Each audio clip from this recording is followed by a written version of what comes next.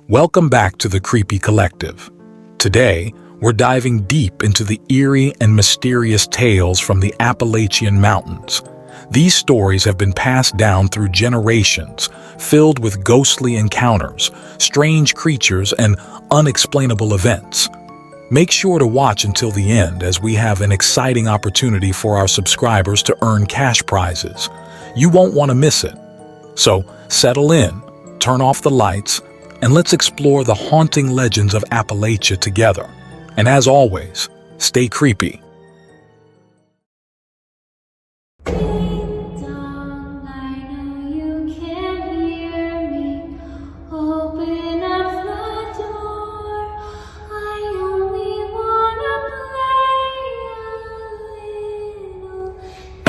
Open the door. Open the door. I just rang your doorbell because I have a couple questions for you. What? Are you sure?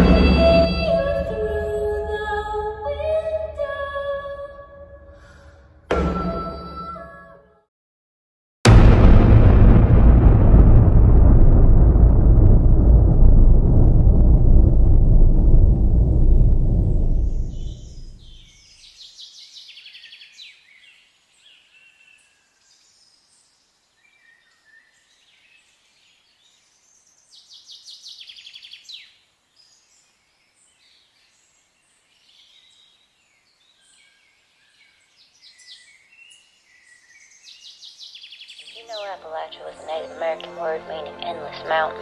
Very aptly named, the Appalachians are also one of the oldest mountain ranges in the world, and were at one point higher than the elevation the Himalayas are today. Originally, the territory was home to many Native American tribes. European immigrants began to settle the area in the mid-1700s. Because of the landscape, frontier families were extremely isolated from the outside world. As time passed on, Appalachians developed a reputation for being wild, being prone to drinking. Eventually, outsiders began to refer to it as a place that time forgot. Over the years, homesteaders developed an intricate system of folklore, combined the various stories and music and omens and signs and superstitions and belief of the diverse ethnic extractions that inhabited the Appalachia. And these customs were passed on orally from generation to generation, and they were strictly observed in order to ensure the continuation of their society. If you've spent any amount of time in the Appalachian Mountains, you've heard the stories, you've heard the warnings, what not to do at night and what not to do in the woods. But isn't it so funny how every bit of training we've received our entire life goes right out the window the second we hear the sounds ourselves? So what happens when it's you, laying on your couch late at night trying to watch a movie, and from the woods behind your house, you hear the sounds? Will you ignore it like you were taught, or will curiosity get the better of you and you go investigate yourself? We both know the answer. You're going to get up and go look. You're not going to be quite sure what you'll find, but you know deep in your stomach you're going to find something. As you trudge to the door and unlock your mini locks, a pit grows in your stomach, but you don't listen. You open the door. And you'll never be quite sure what you saw that day, but you'll spend many, many hours pacing to forget. And you will forget, and you'll fall fast asleep because they want you to. You let them know by opening the door and listening to their call that you heard them, you acknowledge them, and you let them in. If you hear sounds coming from the woods at night, no you didn't. Have you not seen that rake they caught on video at Cliffview? No way I'm going out at night in these woods. So naturally I had to know what she was talking about, so I asked her to send me these videos, and she did. So here they are.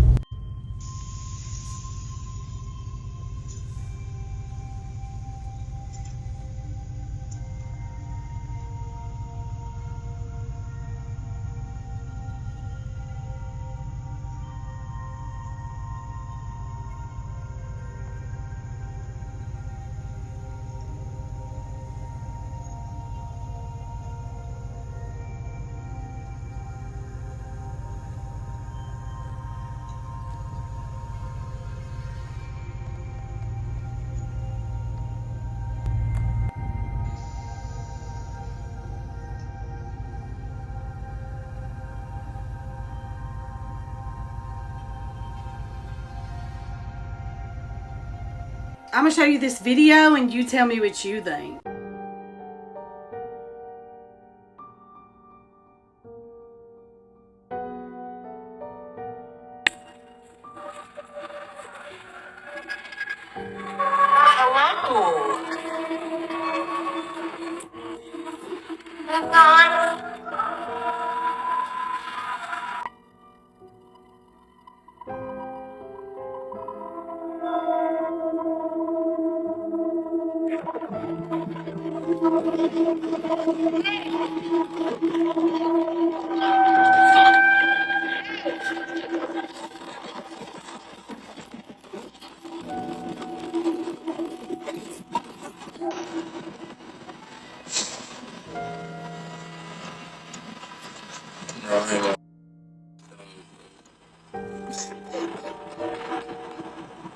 All that goes with Appalachian folklore because we believe that the Wendigos can change into whatever they often will stand in the edge of the woods and try to make contact by yelling for help, trying to get your attention. Make you think that there's someone there who needs help, and then you show up and you are never seen again.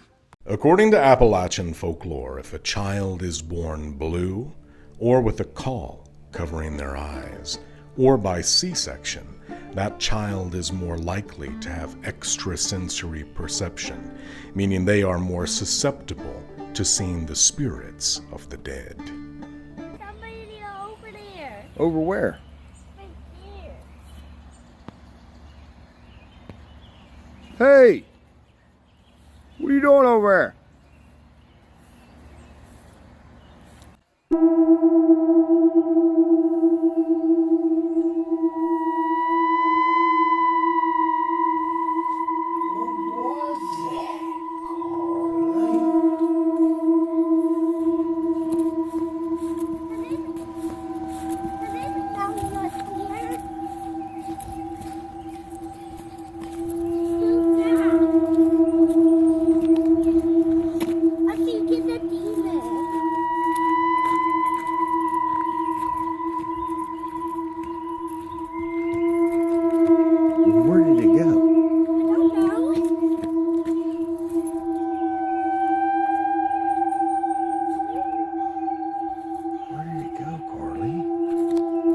This guy just realized that the cat he's holding is not actually his cat, but a skinwalker pretending to be a cat.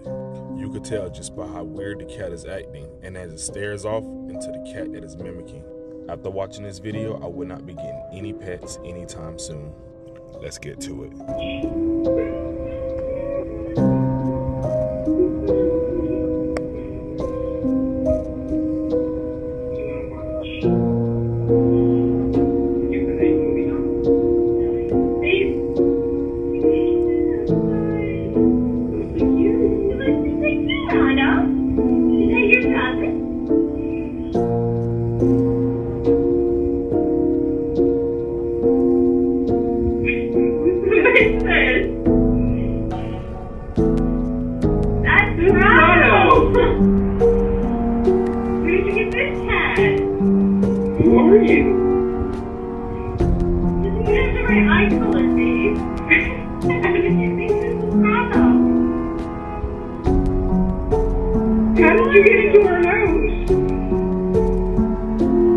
We were talking about SW, and 3 minutes later this happened.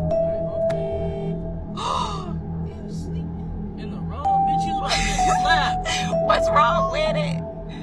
I was born, raised, and still live in the Appalachian Mountains. Growing up here, you experience a lot of things. And you also hear a lot of stories of different things that different people have experienced. Out of all the things that I've experienced myself and all the stories I've heard in real life and here on TikTok, the creature that my parents have encountered at completely different time periods in life is different than anything I've ever heard before. I gotta tell y'all these stories. I'll start off with my dad's encounter because it happened first. My dad, before he ever even met my mom, he was walking down the road to a friend's house. And he heard something over in the creek making a whole bunch of noise. Pitch black dark outside, you know, there's no street lights out in the rural areas. So he just keeps on walking and this thing is following him. He said it was out of sight, but it was loud enough that he knew it was there. So he goes to his friend's house, he stays for a while. He told his buddy, you know, that something was following him. He didn't think nothing else about it. He went on and headed back home. The next day, those same people, they asked my dad, buddy, what the fuck did you bring to my house last night? They said, because after you left, this white ape came running out of the woods. And trigger warning, this is awful. But this white gorilla, ape, whatever it is, grabs all 3 of their dogs one by one and throws them through the door so hard that they smacked the wall in the back of the house. The dogs all lived, they were all yelping. They said it happened so fast they didn't even know what was going on. And mind you, the 2 men, he said, were pretty questionable and you didn't know whether to believe what they said or not. But he said their mom was incredibly trustworthy, a very holy woman and never lied about anything.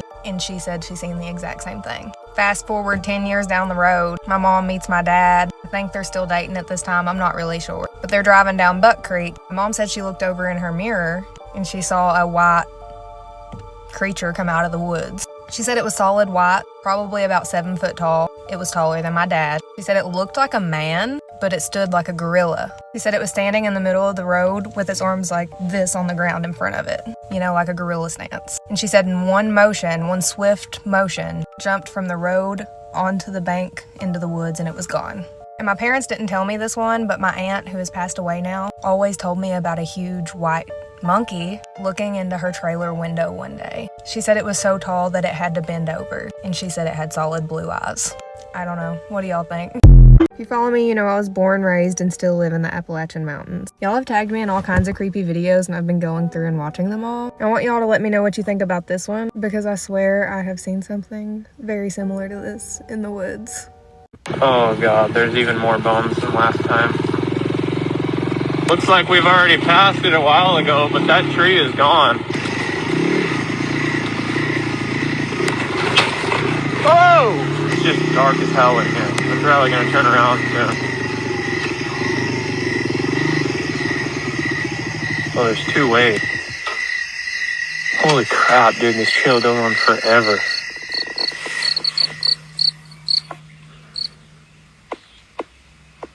It just got really quiet really fast.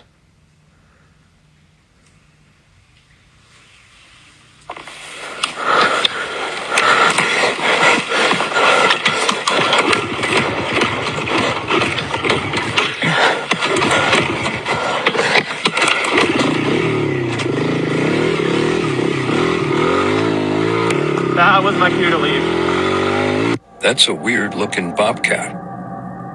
I have seen the Catman twice now, but he's been at my house for the last 4 days. If you're new here, I'm being stalked by a Catman. The other night, I saw a man who was bipedal on 2 feet, built like a man, but with a cat's face, like a cat's head, ears, fur, and the reflective eyes. Since then, my dog has been acting super strange. He doesn't really want to go in my backyard anymore, and I've been having to take him out in my front yard to let him go potty. My backyard also smells like cat piss. It smells a little bit better today because it rained a bit last night.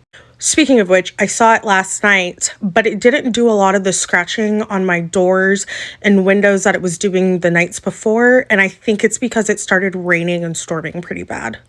Now, a lot of you guys have suggested that this Catman might be a flesh pedestrian, but when I first moved into this house in early 2022, I believe that I had a flesh pedestrian situation. In fact, quite a few things have happened on this property. Nothing's happened in quite a while, so I didn't really think about it, especially because I was so shocked by seeing a Catman. I know a lot about cryptids, like the basic ones, Bigfoot, even dogmen. I know dogmen are common in Appalachia, but I had never even heard of a Catman before. I had no idea anything like that had ever even been seen.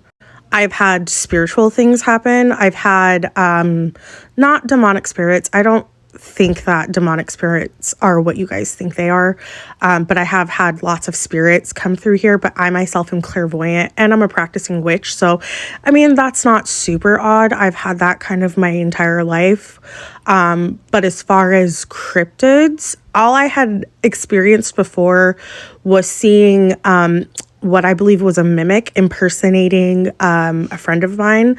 I still think he currently does have a mimic, but that's a whole other thing. But as far as this certain cryptid and some of the other things that I'm learning that I may have seen around this, well, I did see around this property, I just didn't realize they were cryptids. I am wondering if anybody else in North Georgia, like north of Atlanta, is having things like this happening, or experiencing anything like this. From my research, it seems like a lot of other people are. So, I mean, DM me, get in contact with me. You can't DM me on TikTok, but you can on Instagram. I want to see who else is like experiencing stuff like this. And I'm going to try to keep you as updated as I can about the Catman. I am currently being stalked by a Catman. Yes, you heard that correctly. I am being stalked by a Catman, a man with a cat head. For reference, I do live near the Appalachian Mountains. And the other night, when taking my dog out to use the potty, I saw a Catman standing in the woods, staring into my house directly at me. Yes, he has come back. This was about 2 nights ago, and last night, he came back. Now, did I see him? No. I am fully aware he was there, though. He was scratching at my back door, like, that probably didn't sound like scratching, but scratching like a cat wanting to come into the house. I also heard whispering from outside. So it sounded like a whisper, but it had to have been louder than a whisper. But it was unintelligible. Like, I'm not even sure it was English. I had to fully get up and go to the other side of my house because I felt like it was staring at me. And for reference, my dog was with me and started whimpering as this was happening. Tail up, and his hair, like his fur, I have a pit bull, was standing up too. From what I understand, I need to cover my back windows because I guess I'm new here and I didn't know that I'm supposed to cover my windows and all that jazz at night. So I bought some blackout curtains. I'm also a witch, so I have all kinds of wording around my house, and one of my words fell and broke, and apparently the other ones aren't doing shit against this thing. If you know anything about Catman, can you please let me know? It's not a wampus cat, because somebody suggested that it may be a wampus cat, and I looked it up, and it doesn't look like a panther or a mountain lion. It looks like a cat, but with a man's body, about 6 feet tall. And I'm terrified, and if I disappear, it was the Catman. Update on the Catman who is stalking me. He came back around last night. I did not see him, but I heard him. And look, my blinds suck, okay? I see all the comments with you guys telling me to close my blinds. They're really hard to open and close. So I bought some blackout curtains, but they're not here yet, okay? As soon as they're here, I will be putting them up. But I was sitting down on the couch last night, eating my cereal and watching Vanderpump Rules, and I kept hearing like a weird grumbly growling, not like a growl, because a growl I feel like sounds like a dog or like a wolf or something, but it was like, I caught a little bit of it on video, but I don't think you can hear it very well. I'll put it in here. But there was also a lot of like scratching at the windows, and I could hear like walking back there, but I didn't look out the window, and I acted like I just couldn't hear it or didn't notice it, because that's what all of you guys said to do. Now, as far as what this could be, I don't think it's a flush pedestrian, but I don't think it's like, I don't know anything about werecats. I'm researching a lot of stuff right now to kind of figure out what it is. And I don't think it's a wampus cat, because this looks more like a house cat, not like a panther. And the wampus cat looks a lot more like a panther. I'm going to do a lot more research to kind of try to figure out what this is. I'm really confused on what it wants to do with me, and I'm confused on why none of my warding seems to be working. I don't get what's up with that. I have a follow-up video that I'm going to be posting because this is not the only thing that's happened here, but this is the most extreme thing that has happened here. But this is really weird land. So I have that up for you guys tomorrow to kind of explain this land and like that whole situation, because it might have more insight into all of it. But so far he's been here 3 nights and it's kind of escalating. So I don't know what's going on. And also my dog will not leave my side. And when even today, actually during the daytime today, he kept staring out the back door into the woods. And usually I think it's a squirrel, but he kind of sat there for a really long time, which usually he doesn't do that if it's like a squirrel or something. So there's that too. So I don't know if this is something that's going to be coming here in the daytime as well. So we'll see. I'm being stalked by a Catman, a man's body with a cat's head. like, but probably a little bit bigger than a man's head, like a Dave Bautista head, not a normal man's head. It came back last night and was scratching at my window and scratching at my door. I took a video where you can hear it scratching the background. And the night before, I also took a video of what sounded like growling.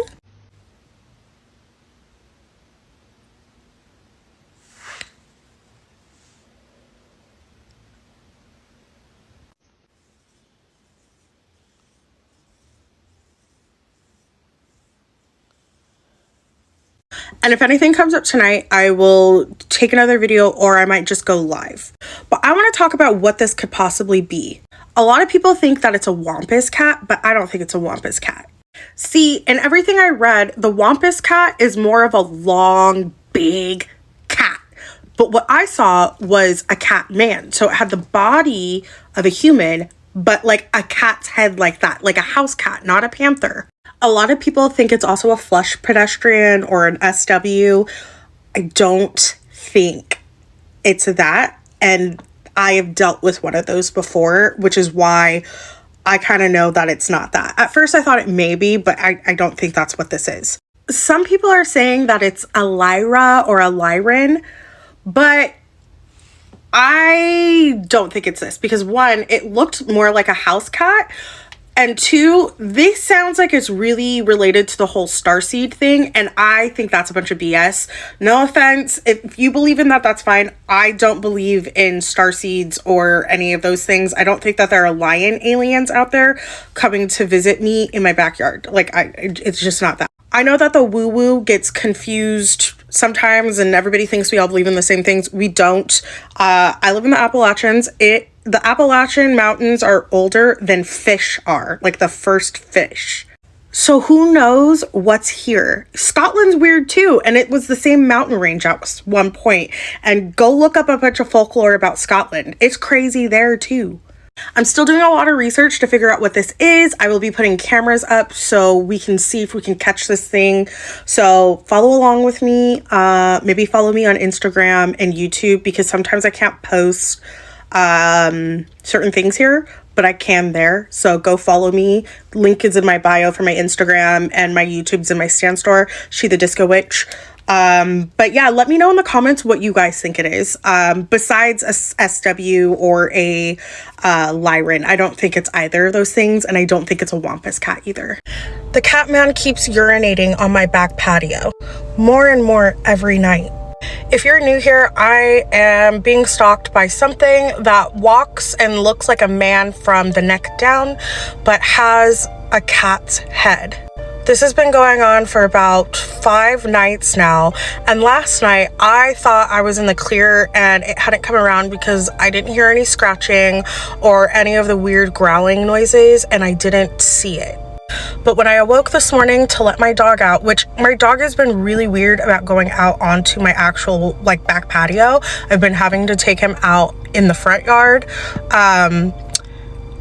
The back patio smelled heavily of cat urine. So does that mean it's marking my house as its territory? I haven't been like super scared, you know, I've been unsettled, but I'm starting to become a little bit terrified because why is it marking my house? I didn't even know cats did that. I thought that was a dog thing. Do you guys think that things will start to escalate if I like power wash my patio? Like, will it get worse? Will I upset it? I don't want my backyard to smell like cat piss, so I just don't know what to do. Maybe leave me some suggestions in the comments because I'm at a freaking loss here. A Catman has seemingly made me his prey. Yes, I am being hunted by a Catman. This started about 5 days ago. I saw him twice, and I've heard scratching and clawing at my doors, as well as some weird growling noises. And my entire backyard smells like cat piss. I live in the middle of the country. There's no stray cats out here. Yeah. And I'm racking my brain trying to figure out how this happened, why it's happening, like what is going on. Now, I've mentioned before that I am a practicing witch. Okay, so I have warding everywhere, and I mean, it's been my job for the last year and a half. Like, if you go into all my past content, that's what I make content about. And I've had a really rough time. The last few months, I'm grieving and in the midst of losing a family member that I'm extremely close to. So I asked myself for a little bit, like, maybe it's my grief, like maybe that energy is attracting something, I don't know. But I also did a huge manifesting ritual on February 9th on the new moon. And of course I was manifesting success and happiness and the normal stuff that you would typically want to manifest. I've been a creator here on TikTok for a year, and I've done okay. I just hit 50,000 followers maybe 2 weeks ago. But of course, I want to keep that momentum rolling.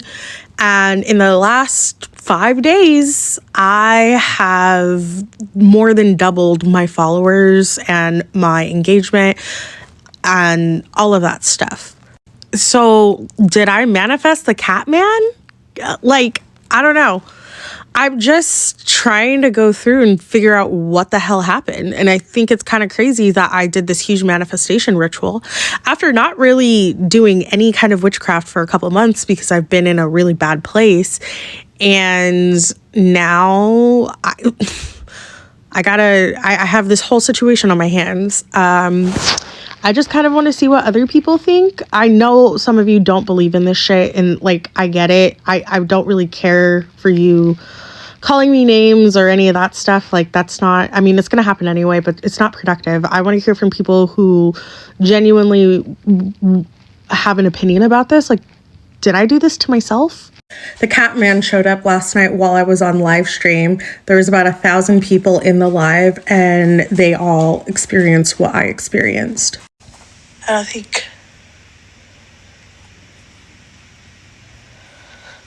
thought I heard it, but I don't think so, because I haven't heard it again.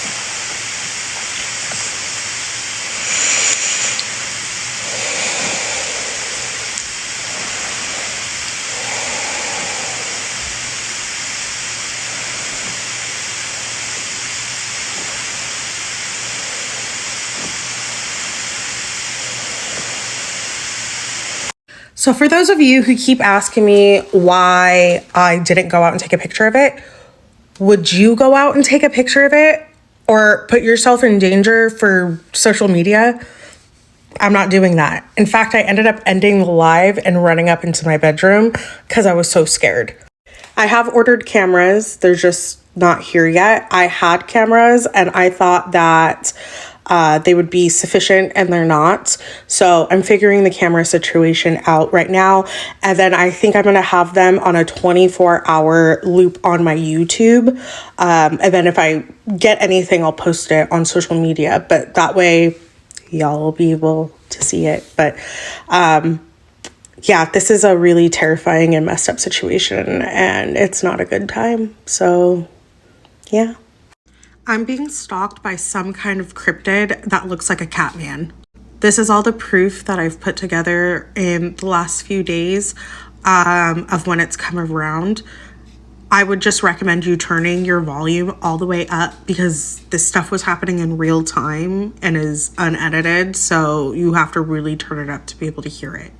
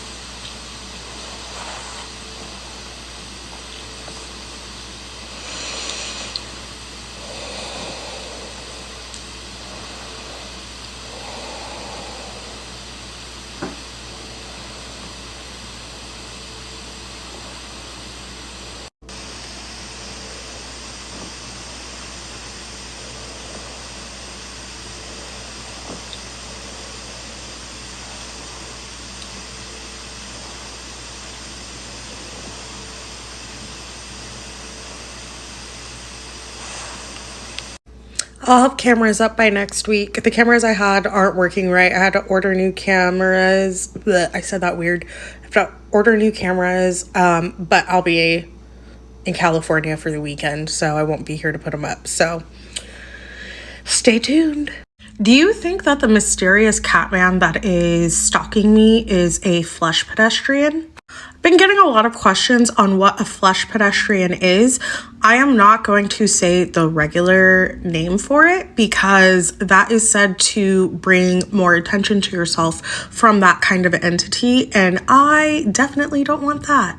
So the original story behind the shape-shifting entity known as a flesh pedestrian or something else is originally a Navajo tale. And it basically means something that turns from a humanoid creature to something four-legged. And the thing that may have been in my backyard may have been in a transitionary situation. And what I mean by that is it was the body of a man, but with the head of a cat. Maybe it was trying to change into a cat to maybe lure me outside or gain my trust in some kind of way.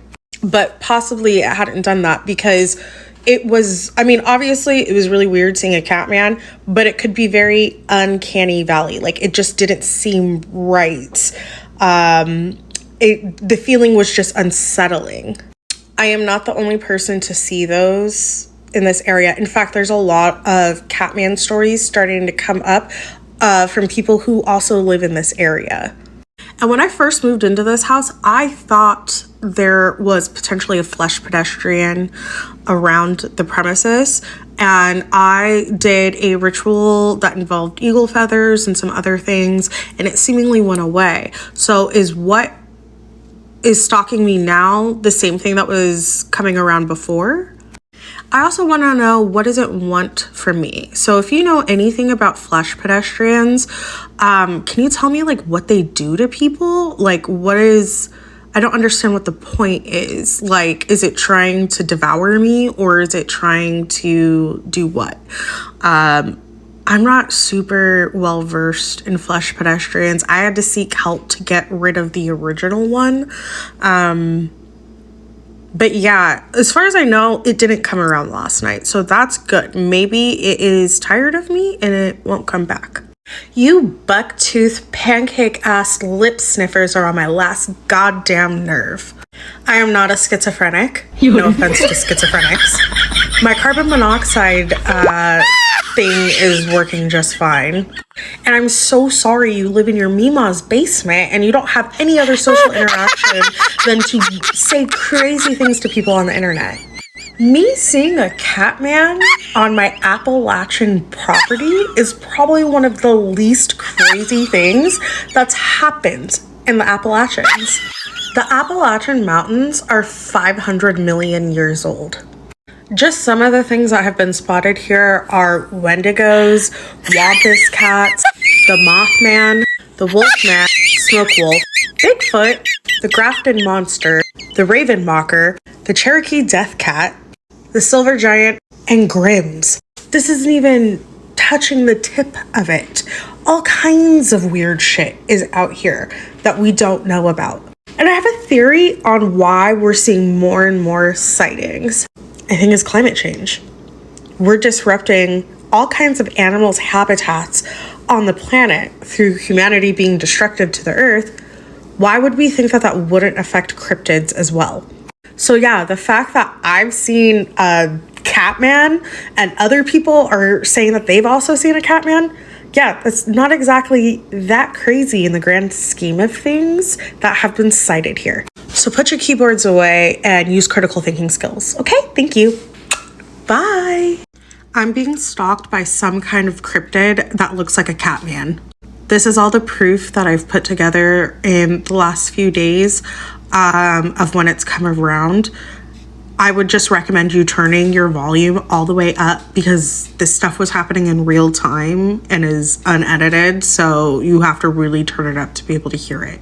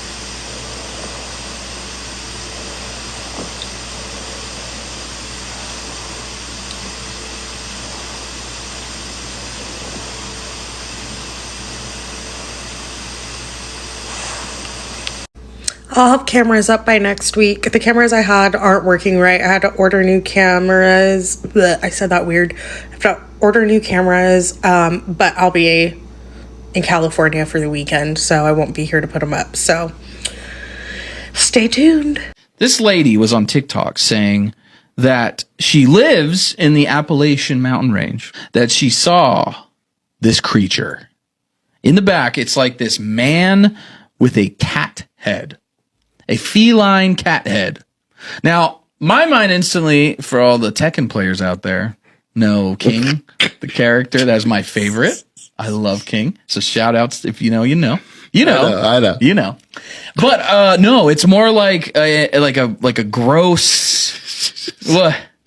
No, I've just pictured this lady out in the woods literally seeing the guy from Tekken. King. Just out there with a business suit with the little jaguar head. I know, isn't that cool? So what happened is she went to go let her dog out, and then so the dog was acting crazy and being weird, and then was like, "Oh, I'm not about this," like barking and stuff like that, and it's very out of character. And then she sees it in the distance, and it's looking at her. Yes, looking at her. Brings the dog in, obviously. Then she's like, "Okay," I was like, "Did I actually see that? What was it?" And then she starts hearing like knocking on her window. It's tapping on her freaking windows. Fuck that. And then she pans to the dog, and it's like, and it's like, Khajiit have wares if you have coin. Ooh, nice. Skyrim. See if we can get some more video game references in here. I like this. This woman's dog saved her from a skinwalker.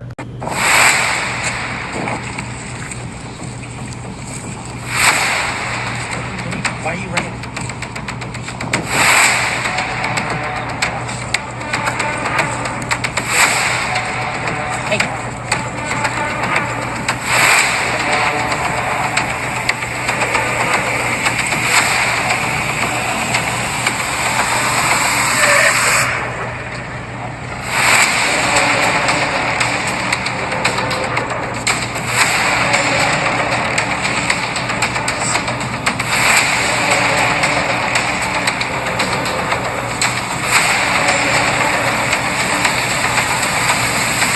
What was this dog seeing that we couldn't see? I don't know, but dogs have a sixth sense or something. Like and follow for more spooky crap. Skinwalker caught on camera.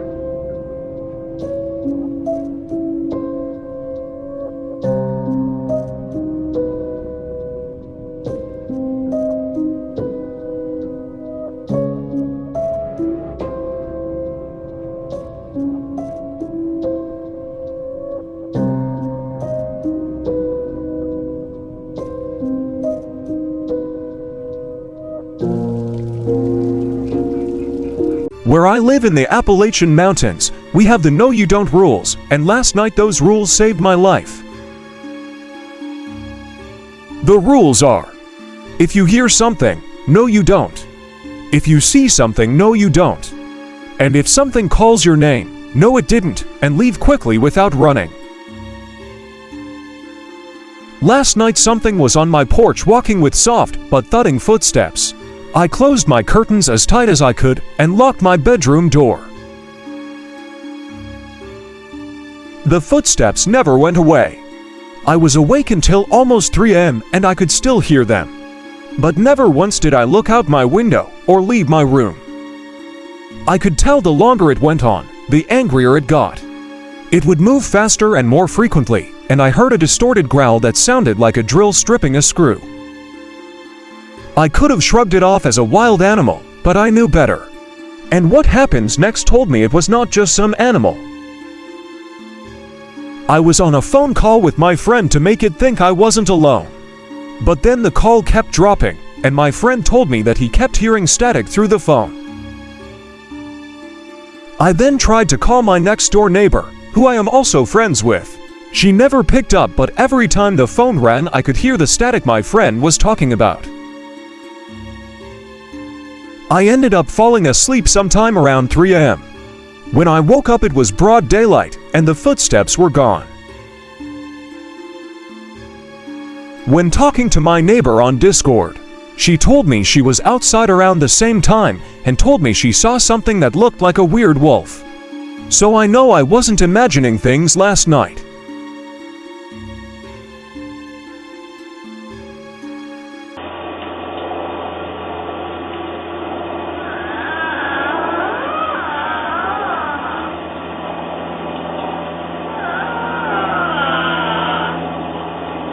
So someone tagged me in that video asking me what I think that was.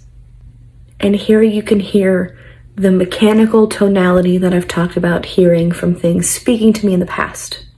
It sounds almost human, but not quite. Like something trying to sound human, but isn't quite getting it right. Later on in that video, you see an almost humanoid thing kind of limping out of the forest. It's continuing to make that noise and it's triggering motion sensors.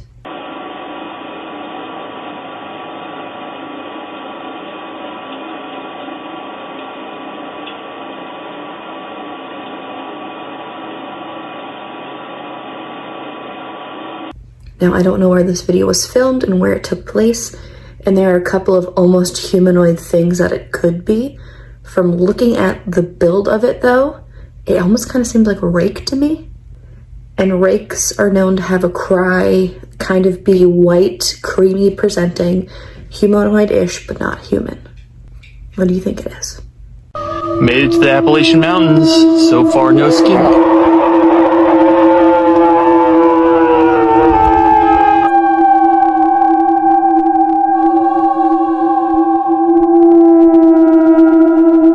Walking down the trail, me, Gavin, and Greg. So what's up, Gavin? Hey, here's Greg. What's up, Greg?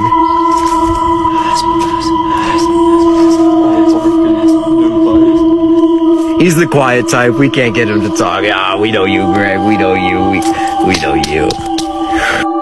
Alright, going randonauting, and it took us to this shady park in the middle of nowhere, so let's see what we find. All we see so far is like trees, a bridge. I think we have to go over this bridge, and our location's a little down there. What the fuck? Oh, what the fuck? Should we keep going? What the fuck? Oh my god, is she following us? Day 3 of trying to befriend the cryptid that lives in the woods behind my house. So I couldn't find Coke in the glass bottles, but these are pretty good. 10 out of 10, recommend. You know, just cracking open a cold one with the boys. People are saying I should be afraid of my new cryptid best friend. But not to be all like, we are the disease about it. But the humans around here, far scarier. Like, what's the cryptid gonna do? Stalk me? A human around here's already done that. I thought it might be fun to have a bit of a picnic. I also brought these, but they're mostly for me. I don't want to leave them, mainly because I'm terrified of poisoning the raccoon population, so... Does say it's the shareable size, though, so... Come and get it. So in lieu of snacks, I decided maybe I'd give them, like, this Tanith paperback. Like, I love Tanith, so maybe it'd be like a bonding thing. Oh, this one's shaped like a little man. Well, that's just perfect. I have to leave this one. And you stupid content creators. Everyone's been talking about how people go missing in the Great Smoky. Hey, bestie. Another person who grew up in rural Appalachia here. And I don't know if you're outside the Cherokee or the Pisgah or what national forest you're outside of, but I grew up outside the Great Smoky Mountains National Park. Let me show you. Okay, that red dot right there is Spence Field, where Dennis Martin went missing. There's Cades Cove, and I grew up right here in Townsend. Right about there. And I don't consider myself a content creator, but I did go to lots of old timers days, and they all talk about it. My father was a park ranger during the Dennis Martin search, and my grandfather was the mayor of Townsend. And they all said that there was something going on that they weren't telling us. And all the old timers said there's people out in the woods that'll get you, is what they would say. They'll go out in the woods, they'll get you. So, sorry, bestie. The Appalachian Mountains. If you even stay in those mountains, you would either hear knocks or whistles. And the whole thing is like, if you even knock or whistle back, like you'll allow that spirit to f with you. So there's one guy, and he already has 20 million views on his video. I'll show you it after. But he went to the Appalachian Mountains for work. And he's just videoing with his friends, and he sees something crazy. I'll just show you the video, and let's see if you see it. Yeah. But it's trending right now. Hold on. 6 days ago, watch. J'espère que vous allez bien, moi ça par la grâce de Dieu. Je suis comme ça en train d'aller à l'école. Mais je pense que le professeur ne va pas venir aujourd'hui. Donc je retourne à la maison.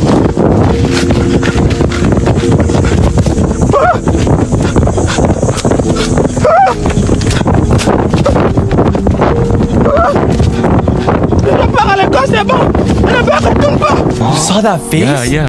Being Black Appalachian is wild because obviously I'm in a parking lot.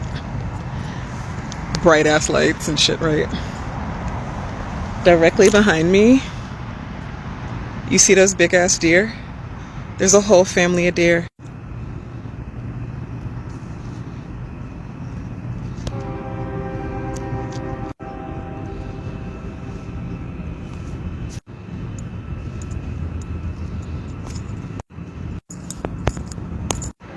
There we go. I had to figure out how to do the zoom. Aren't they beautiful? Pretty as hell, right? In the hood, bruh. Deer just be rolling oh, they're getting close as fuck. Look. They're so pretty. And they're looking at me. Oh my god, one's coming over. Hi. Oh my gosh. Hi, I don't want no problems. I'm just a cyber Disney princess.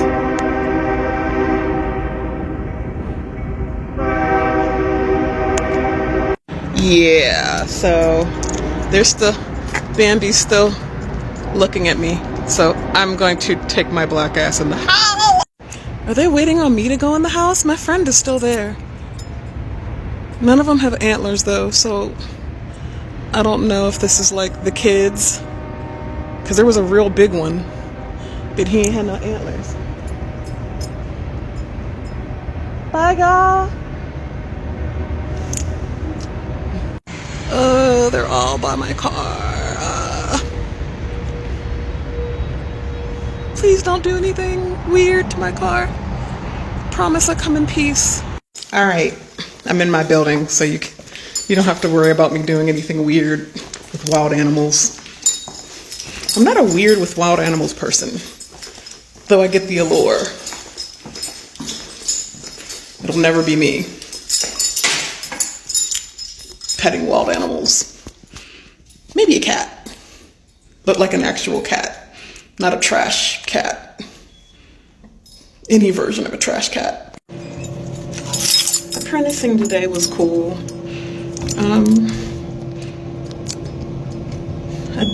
drew my stuff and did my doodles, and I just wish I had more time, but I don't want to, like, I need to be able to make money while I'm also doing this, and that's the thing. Somebody is cooking. It smells good than a motherfucker. I love living on the floor with black people because it always smells like good food. All right, I'm in my place, and I didn't bring any wild animals in here with me. The only animals I have are these and my squishes. I'd show you my squish pit, but they're all beat down because I've been laying. One day I'll do the MTV cribs of my apartment. I feel like y'all have seen a lot of it though already. So there's that. I need to eat a food. Somebody made something. It smells like steak or something out there. I don't know what that. It smells so good. Maybe like some steak and some rice. I don't feel like cooking. Kimberly McGeorge and DCNH, and I tried to record this earlier, and shocker, my phone went dead. So I wanted to talk to you a little bit about national parks and state parks. And yes, they're protected because they're beautiful areas, but mainly they're protected because they're ley line areas. And most of the ley lines in this country and around the world, not all of them, most of them, or majority of them, are held by dark force energies. And because they're held by dark force energies, underground bases and things have been built under these parks, as well as entrances that have been there for centuries, I guess, to inner earth. So you can literally stumble into a world where you can't navigate and you may not be able to get out. Also, there's a lot of portals because of the ley lines and just the portal energies in these parks. So a lot of times when people are disappearing, they're not being taken by Dogman, they're not being taken by Sasquatch, they're not being taken by aliens. I mean, they might be, but literally they're walking into other worlds. They're walking into inner earth. They may have stumbled into a base because there's a lot of holographic coverings that people inadvertently, because people are dumb and people are nosy and people can't see the dimensions, and so they can't navigate some of these places, and so they get themselves in things that they can't get out of. Yes, some people are picked off the trail and brought for experimentation and lose time and all of that. Yes, some people are killed by crazies on things like the Appalachian Trail and stuff like that. Not saying there's not logical, quote, 3D explanations, but a lot of the David Paulides 411 stuff is BS. He knows what's going on. He's a paid informant. He's part of the whole thing. He's been proven to be a liar on many occasions. And so a lot of this, in my opinion, is they're walking through portals and they're not being able, to navigate their way back out, or maybe a one-way portal. Because the ley lines are walking into inner earth again, they're not being able to get back out. They may be in a base. They might not want them to get back out. So a lot of these disappearances or deaths are a result of not necessarily super mystical stuff, but definitely things that most of you aren't familiar with that some of us are. So my warning and my caution is be very careful when you go. Stay in crowds, stay in the more public places. Don't go off exploring on your own.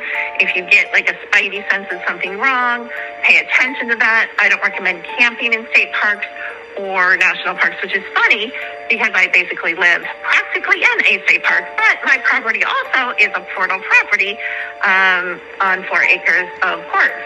So that's going to automatically kind of make it really magical and mystical, which is great for me because of my knowledge and what I do, but it's not so great for other people. Not everybody would love it here. And there's probably places on my property that I shouldn't walk into and I might not get out of as well. So the knot deer is a type of cryptid said to exist in the foothills of the Appalachian Mountains. To the unobservant, they may seem like deer, but as the name implies, they are not. Whatever they truly are, they are intelligent enough to impersonate deer, but many things about these creatures come off as unsettling and unnatural. They may have forward-facing human-like eyes, multiple eyes, unnaturally shaped antlers, or even claws or hands instead of hooves. What little is known about the knot deer states that unlike real deer, they aren't afraid of people. They are also said to make strange clicking noises and move with contorting, jerking motions. While the folklore might imply that they could be shape-shifting spirits who aren't able to completely integrate with this new form, science suggests it could be because of the deer equivalent of mad cow disease. But who's to say? The next time you see a herd of deer, pay a little more attention. It could save your life. Nope.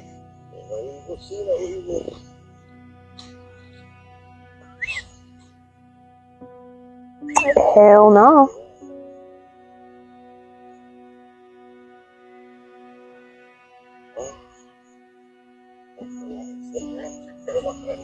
Appalachian folklore is fantastic. Just about everybody in the United States has heard a fair amount of it, and a lot of superstitions that we have come from it. And a lot of it's just really good advice to follow in general. Did you know that some of it also stems from African belief? I have had many, many comments over time saying, yep, that's what we believe over here in this country or in this country or in this region, saying that it mirrors it very, very similarly, which does make a lot of sense as to how it came about here and in Appalachia. But by and large, the things that you learn from Appalachian folklore is just good to follow in general. If you hear something screaming in the woods in the middle of the night, leave. Something's whistling, leave. If you heard that, no you didn't. A man from Tennessee, Appalachia was sitting in his home when he heard his own voice calling for him. Everybody last time got fucking pissed at me. Open the door. Because I opened the door, so I'm not going to do that this time, but it's back. Please help me.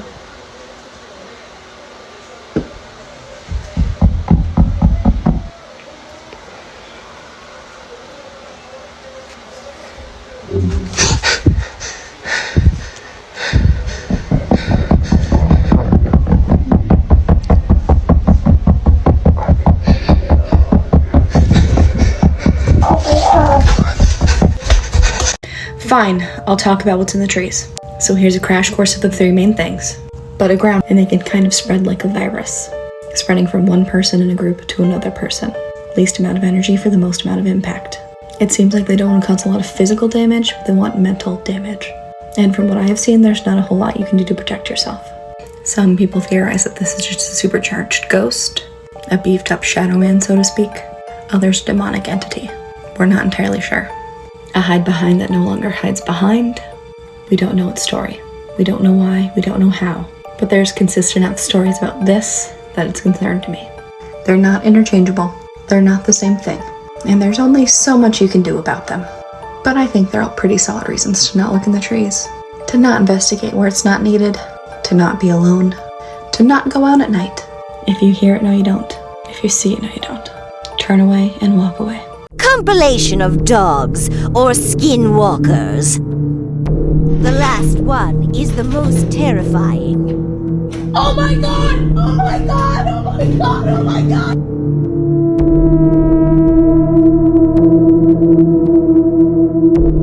Hey, excuse me. Nada.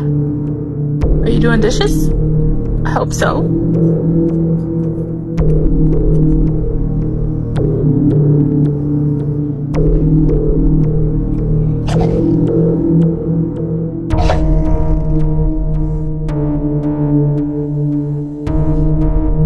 Sometimes I think my dog isn't human.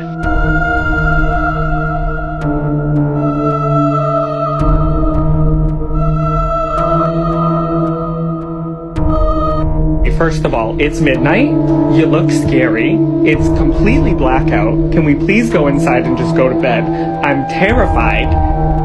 Sir, you're getting very close to me. Why are you walking like that? No. No, Steven. No. Steven, it's time for bed. No, I just want to go to sleep. Steven, why are you stalking me? Guys, you asked for more stalking videos? What's really going on in the Appalachian Mountains? These are videos from a witness who lives in the Appalachian Mountains. He records in the first video what sounds like terrifying screams from an unidentified creature. He has no idea what it is, so he decides to set out some cell phones and try to capture this creature a couple of days later. What he records is something truly chilling. The question, though, is what is this creature? Is it a Wendigo, a wraith, some other supernatural being, or is this a hoax? It's worth noting that the Appalachian Mountains were once part of the Scottish Highlands, which were part of the central Pangea mountain range. With all the folklore and myths originating from the Scottish Highlands, it makes you wonder if that's why our Appalachian Mountains are teeming with paranormal activity. Take a look at this footage and let me know what you think. So, people have been saying, I can't see, hold on. People have been saying for me to get cameras for the outside of my door. I did. And now, I don't, like, it seems like it's just getting worse, and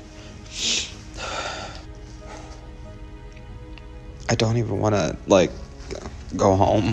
I will insert the footage so you can see what I'm talking about, but I don't know what my, like, next steps are. Yeah.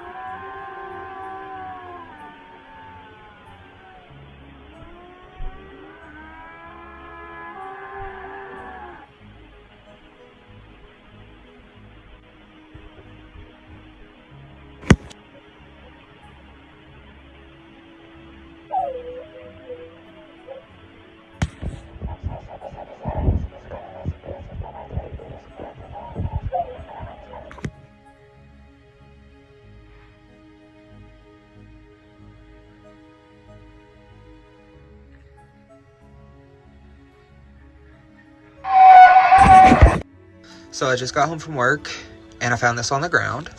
And I don't know if you can tell, but it looks like it is busted.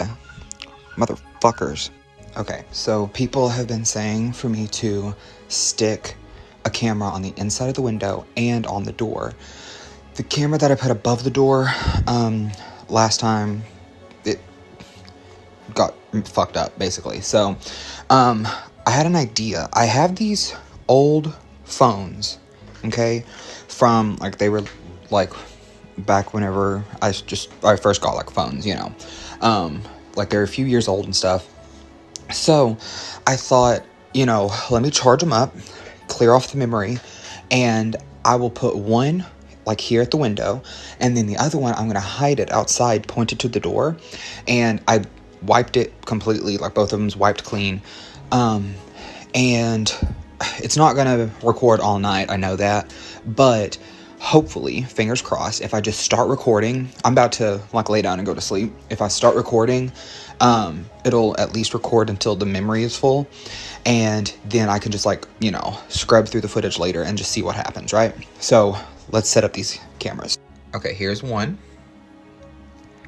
and it is pointing out the front window right here, like, overlooking the cars and stuff. I'll try to insert the clip of it, like, what it's seeing right now, and then I'm going to stick the second one outside. Let me I need this, so it's going to be like this, okay, and then I'm going to start recording on both of them, and we'll see if we catch anything.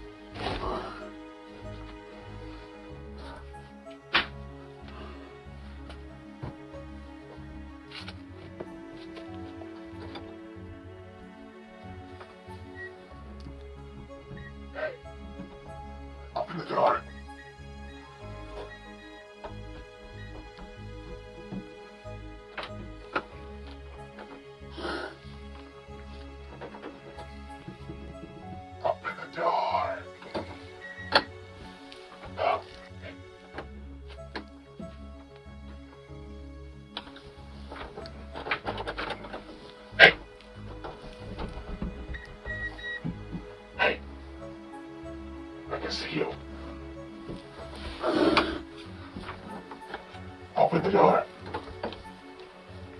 Open the door. Hello.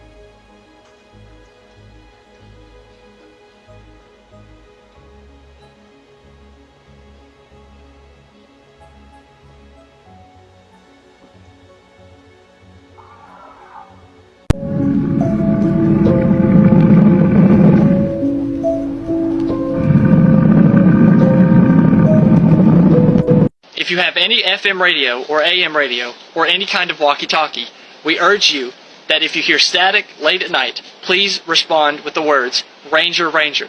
If you do not hear a designated ranger with a badge number respond to you, please ignore as it is a walker. We do not understand how exactly this is possible, but we can confirm it is indeed a walker. Out here by myself.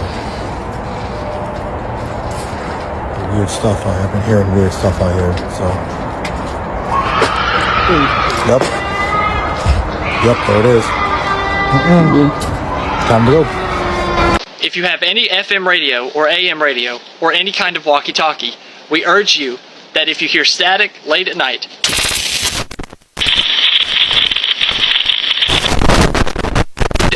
please respond with the words, Ranger, Ranger. If you do not hear a designated ranger with a badge number respond to you, please ignore as it is a walker.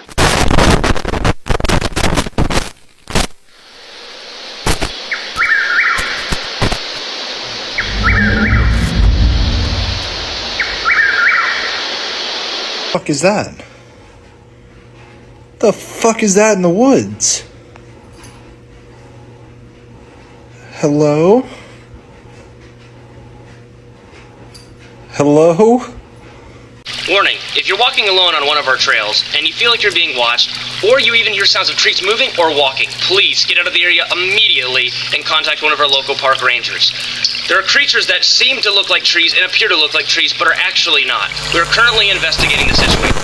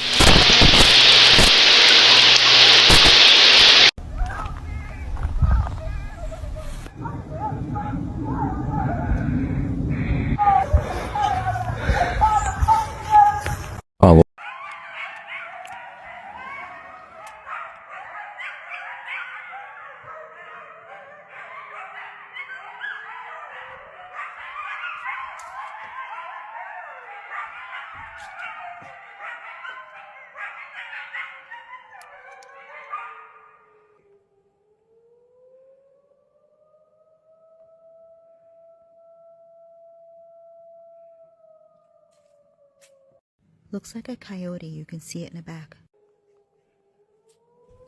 You can see it moving right there. Well, this is where I live.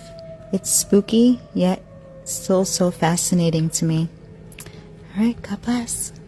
If you're outdoors or in the woods in Appalachia and it goes completely silent, I'm talking not a cricket, not a frog, not a cicada, you need to get out of there. Here's a little story about what happened to me. So I told you a little bit about my experience with the Hat Man, or Larky, or the Lurker as I called it. It was just a shadow man that I saw many times as a child, and I also told you that I later saw it multiple times in my life, especially when I was old. But there was a time that still makes the hair on the back of my neck stand up. It was at a really dark time in my life, and I was probably around 19 years old. I was traveling on a back road where there's a railroad track that's known to be haunted as is, and there's some stories behind that, but I pulled over by these railroad tracks with a friend of mine, and I was in a dark time in my life, so I was there to partake in something I probably shouldn't have been. Windows down, middle of the summer, you know, we live in the South, it's, you know, crickets and frogs, and it's just so much of a roar from cicadas that it'll make your ears ring, you know, it's just so loud. As I'm sitting there on the side of this railroad track, I keep looking in my rearview mirror, like I keep seeing something dark, like it's standing right on the center of the railroad tracks, and my brain just can't comprehend what's going on. It's so dark, and the sounds from the summer are so loud that I just keep staring, and as I look in my rearview mirror, I'm like, what is that shadow that's getting taller and taller? And then that feeling hit me, that same feeling I used to get from the Shadow Man, Hat Man, Largay, as I call him. The person I was with saw the same thing in the rearview mirror and wanted me to leave, was absolutely freaked out because there should have been nothing there. It's where you cross the track. So it's room enough for a car, a bus, whatever, but there was a dark shadow around 7 foot tall, right dead center, the shape of a ball. By the time we both have seen this, we're paranoid and about to just leave. I decide I'm going to turn my car around and I'm going to shine my lights at this. I turn around, shine my lights, nothing's there. Cut the lights off, the shadow's there again. Both of us had a terrible feeling. I remember that I just wanted out of there. It was a nasty, awful feeling. And I remember something just made me sit there just a second longer. I just had to know what was going on, and suddenly everything at once went completely silent. Not a cricket, not a frog, not a cicada. Complete and total silence. It was the most eerie thing I've probably ever experienced in my life. And I've experienced some stuff absolutely terrifying. I will not forget it to this day. It is insane. Totally unexplainable, but I've always been told if it gets really quiet in the woods, you need to leave, and that's part of the Appalachian Mountains. But that's just another time that I feel I experienced the lurker or the Hat Man. So you've heard of the Appalachian Mountains, and I'm sure you've heard all of the creepy stories of things that come out of there. And the whole, if you hear something you didn't, don't whistle in the woods, all of those things, right? I got a story time for you. So you can tell by the name, I live in West Virginia. If you look at a map of the Appalachian Mountains, my house is in it. I never think much of it, until it's 2 o'clock in the morning and I take my dog outside. Now I live in a neighborhood. I don't think of this area as being scary. But I was outside with my dog, and all of a sudden he starts acting weird, getting himself completely freaked out. Which doesn't tend to freak me out because, you know, there might be an animal or something somewhere. And then all of a sudden, this whistling starts. And I'm trying to figure out what animal is whistling at 2 o'clock in the morning. And then the whistle gets so long that it couldn't possibly be an animal. There was no breath being taken. And my dog starts freaking out more. In fact, now he's kicking up the dirt in the backyard with his back feet and barking in a circle. And I'm just trying to not acknowledge the sound that's happening. So I'm looking at my dog going, get inside, let's go, get inside. And he's not listening. He's just like, no, something's freaking him out, which is in turn freaking me out. So, you know, it was about 3 minutes of get inside, and me not looking up into the woods. We went inside, we closed the door. I didn't hear the whistling anymore. But it was enough to freak me out. Anyway, just wanted to share. Like and follow for more. I was up all night reading a book on Appalachian folk magic, which was really like an autobiography from the author's point of view, and it was so similar to hoodoo. I could not believe the similarities that it had. Appalachian folk magic was born out of a necessity of the Appalachian people to take some sort of control over their lives while they lived in poverty and were being abandoned by the rest of the country. Appalachian folk magic is made of a mixing of traditions from the Irish, Scottish, Germans, Italians, Africans, and Native Americans. These different cultures all contributed to the methods folk magic practitioners use even today. Most of all, though, the mountains shape Appalachian folk magic, as they do the lives of everyone residing in proximity. When some people think of Appalachia, they may think of the beautiful mountains that we have in the south, or they may think of hillbillies that sit on their porch with no socks or shoes on. But what a lot of people don't know is that within this region is a mixed race ethnic group that has existed since the 1500s, as some sources would say. Melungeons are a mixed race ethnic group consisting of European, African, and indigenous ancestry that are typically found in the Appalachian region of the United States. They mostly dwell within the Tennessee, Kentucky, West Virginia, and North Carolina intersection. And what's interesting about the Melungeon lineage is that it's said to have begun in the 1500s with the early arrival of Europeans to the US, or what would soon become the US. As the Europeans began to intermingle with the indigenous, and the indigenous and Europeans began to intermingle with the Africans that were being brought in, and created a big mixed race group. Even though they were mixed race, some to the point where they could pass as white, under the one-drop rule in the eyes of the law, they were still considered black. Throughout the years, up until now, a lot of them have remained in the Appalachian region. Speaking of black people in Appalachia, there's even a term called Afralachia, which describes African Americans whose ancestors mostly dwelled within the Appalachian region. And unbeknownst to many people, there are a plethora of African Americans within the Appalachian Mountains, and a lot of them have created their own culture there. And as a fellow African American from the South, it's pretty interesting to learn this. Imagine it's the middle of the night. You're alone. You're driving through the Appalachian Mountains by yourself to meet your friends for a camping trip. It's about 2 a.m. and as you're driving down this road, you see something that chills you to your core. You see what looks like a baby crawling on its own down the side of the road with nobody in sight. You stop your car, run out, and try and find out why there's a baby all by itself in the middle of the night crawling on the side of the road. But as you get close, you realize something else. This isn't a real baby. It's a baby doll, and it has a string tied around it. A string that's leading into a dense forest where you can't see who or what is on the other side of it. Someone deep in the woods is trying to make it look like there is a child in distress so that someone stops to help. So you jump back in your car and you leave. The most terrifying part about this story is that this happened to a woman.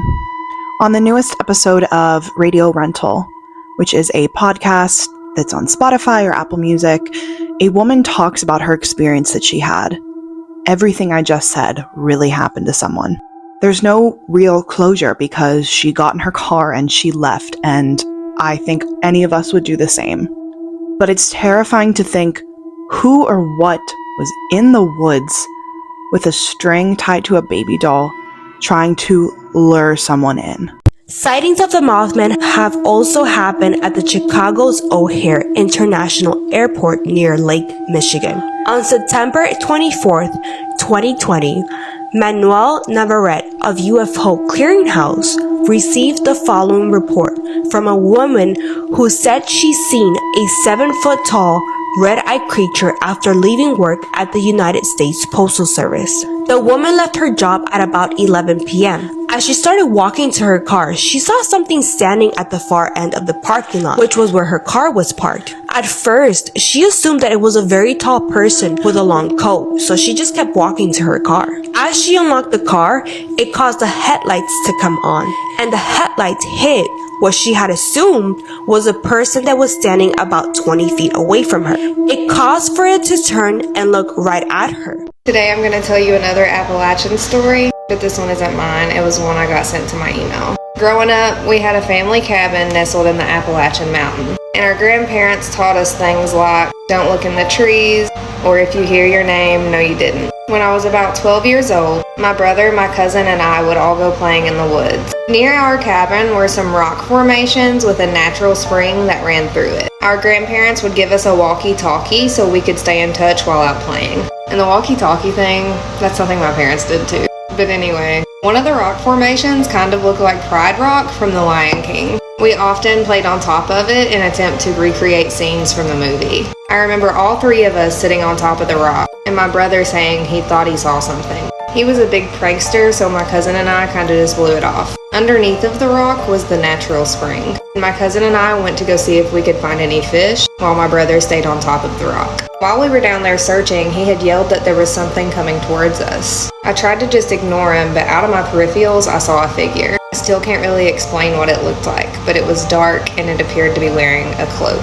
I blinked and it was gone. Not even a few moments later, I heard my name, but it was so faint and it went away so quickly as if it was riding in the breeze. I turned to my cousin and her eyes were wide. I asked if she had just heard that too. She said she had heard someone say her name, but it was in the distance. We quickly left the stream to find my brother, and he came running down the side of Pride Rock, shouting that he had heard his name being called too. My cousin grabbed the walkie-talkie from me and asked my grandparents if they had been looking for us. They told us no and asked why, so my cousin told them what happened. They told us to get back to the cabin as quickly as possible without causing a commotion. I remember finding the trail and heading back, but the whole time, it sounded like something was following us. For the remainder of the trip, I had a sense of unease as if something was watching us. If you have a story you want me to share on my TikTok, don't forget to send it to allyshaysworld@gmail.com. As the moonlight filtered through the dense canopy, I saw a pair of glowing eyes staring at me from the darkness. I wasn't alone in the Appalachian Mountains. I had always loved hiking, and the Appalachian Trail was on my bucket list. A few weeks ago, I finally decided to tackle a remote section on my own, seeking solitude and a break from my hectic city life. The first few days were idyllic, lush greenery, serene streams, and the occasional deer. But on the fourth night, everything changed. I set up camp in a small clearing, miles from the nearest town. As I settled into my tent, I heard something unsettling, a distant rhythmic drumming. I brushed it off as some local wildlife and tried to sleep. But the drumming grew louder, accompanied by soft, almost human-like whispers. I couldn't make out the words, but the tone was unmistakably sinister. Grabbing my flashlight, I unzipped the tent and scanned the forest. Nothing. Just the oppressive darkness and the faint echo of drumming. I told myself it was just my imagination and climbed back into my tent, heart pounding. Around midnight, I woke up to the sound of rustling outside. This time, I was sure it wasn't an animal. I peered through the tent's mesh window and saw shadows moving between the trees, too large and deliberate to be deer. I tried to convince myself it was other hikers, but who would be out here at this hour? The next day, I decided to cut my trip short. I packed up and started back down the trail, but I couldn't shake the feeling of being watched. The forest, which had seemed so inviting before, now felt malevolent. Every snap of a twig, every rustle of leaves made me jump. By late afternoon, I was exhausted but determined to make it to a known shelter. That's when I saw it. An old, dilapidated cabin off the trail. Desperation overrode my caution, and I approached, hoping to find some semblance of safety. The door creaked open, revealing a dusty interior with broken furniture and animal bones scattered across the floor. As I turned to leave, I saw it again. Those glowing eyes, this time closer, just beyond the cabin's doorway. They didn't blink, just stared, unyielding. Panic surged through me, and I bolted from the cabin, running blindly through the forest. I tripped and fell, my flashlight rolling away, plunging me into darkness. I scrambled to my feet, adrenaline pushing me forward. The drumming and whispers were all around me now, an inescapable cacophony. I don't know how long I ran, but eventually I burst onto a dirt road, where a passing car stopped and gave me a ride to safety. I reported the experience to the local authorities, but they found no evidence of anyone else in the area.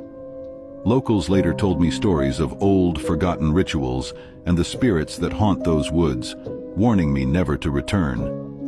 I haven't been hiking since. If you ever find yourself in the remote stretches of the Appalachian Mountains, remember, some places are meant to be left undisturbed, and some paths should never be tread alone. Even now, months later, the memories haunt me.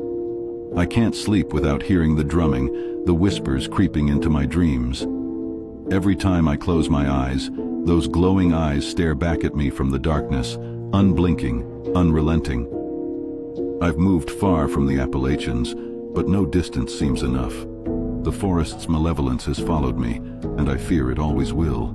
In regards to the Appalachian Trail, understanding the need to share the beauty this area has to offer, park officials started clearing connecting walking trails through the Appalachian Trail in 1921, and it was completed in 1937. Nestled in the heart of the eastern United States, the Appalachian Trail, or the AT as it's affectionately called by hikers, is a 2,193-mile trail that cuts through several other national state parks. It starts in northern Georgia and ends in Maine, and usually takes about 8 months to hike it completely through.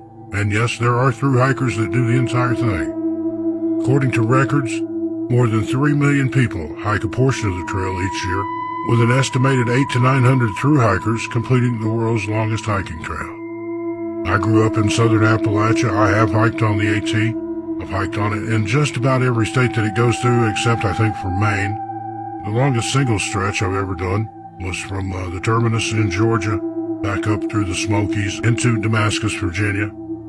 I wore a much younger man's clothes at the time, though. It took about 3 months to do it, but I wasn't in any hurry. The changes in elevation through the trip have been equated to climbing Mount Everest 16 times, and it's been called the most dangerous hiking trail in the world. There have been 13 people reported murdered on the Appalachian Trail since 1974. Some of the disappearances and murders are unsolved to this day. Each year, reported injuries range from minor to serious, including broken bones, falls, animal encounters, and, sadly, human-on-human assaults. Those especially aren't uncommon on the Appalachian Trail. Also reported are missing people and fatalities. These are minimal, but they still happen. Here are a few of the documented cases by order of the year in which they happen. First, we have an unsolved case. Jeff Hag. On February 9, 1970, 16-year-old Jeff Hag was hiking in the Great Smokies National Park with Eagle Scout Troop 95, which included 2 other scouts and 3 troop leaders. The hike started in Tennessee, and they were to spend the night in North Carolina near the Appalachian Trail and return the following day. On the return trip, all was going well, except for one of the scouts who was lagging a few minutes behind the others, the aforementioned Jeff Hag.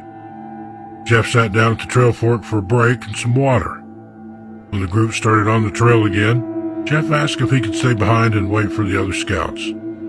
Agreeing to let him as they were close to their destination, the group leader and 3 others headed on down the trail to the parking lot, which was less than 30 minutes away. Sadly, that was the last time Jeff Hag was seen alive. His disappearance was immediately reported and a search began. For 10 days, search and rescue teams joined law enforcement as well as game warden services to search for the Eagle Scout. On day 10, 16-year-old Jeff Hag was found frozen to death, missing a shoe, with his pants around his ankles. Now, this could be attributed to the condition called paradoxical undressing, which happens in the late stages of hypothermia, where the person feels as though they are too hot and start removing their clothes. This makes a bad situation worse. Removing clothing only aids the hypothermia in chilling the core temperature much quicker. His pack was found about 1,000 feet away with the contents scattered, and the pack itself in the middle of the river on a rock. This case was compared to a similar case in California, which I'm sure you're all familiar with, where a Boy Scout went missing when he fell behind the rest of the Scouts. That case, which we've covered, happened July 19, 1991. 12-year-old Jared Negrete was on his first backpacking trip with his Boy Scout troop when they were summiting Mount San Gorgonio in the San Bernardino National Forest. The search for Jared turned up a camera with a haunting last picture of the 12-year-old. They also found a few candy wrappers. Sadly, the Boy Scout was never found despite some of the largest searches ever conducted on National Forest grounds. These 2 cases are similar, but with one being found deceased and the other not being found at all. Again, authorities and trail experts tell all hikers to never hike these trails alone. Next, we have Jesse Albertine Hoover. In May of 1983, 54-year-old Texas native Jesse Albertine Hoover set out on a solo hike on the Appalachian Trail as a through hiker taking the Maine to Georgia route. Hoover had read about the famous trail in a National Geographic article, and after her husband was tragically killed in a car accident in 1982, she decided to try the hike alone. Making her way from White Settlement, Texas, Hoover chose to start the hike from Maine, which is the most treacherous part of the trail. Before leaving Texas, Jessie made several plans and an itinerary for the ill-fated trip, informing family of scheduled stops for supplies and money along the way.